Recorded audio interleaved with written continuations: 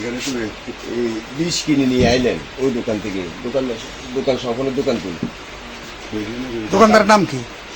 স্বপনের দোকান থেকে। এখন কি কারণটা কি?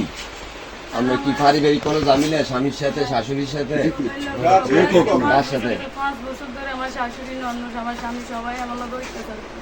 আমার বাচ্চার লোকও করে, আমার লোকও করে। তারা আমার বাচ্চাকে মানে না, তারা করে তাকে বাচ্চা না।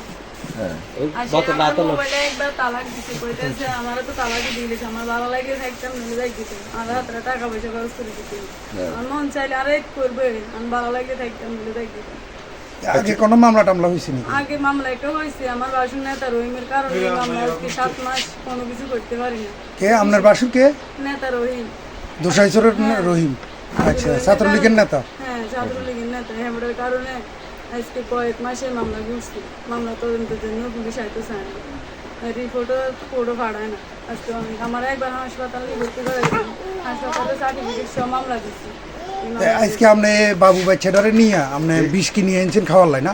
আজকে কি হয়েছে? আজকে এই গাঞ্জা হয়েছে, আমার শাশুড়ি আমার লোকে শুধু অত্যাচার করে, মারধর করে। হ্যাঁ, আমার সাথে অত্যাচার করে, অনেক গালাগালি করে, কত রকম জ্বালা যন্ত্রণা দেয় আমার। আজকেও কি আপনার মারছে সকালে?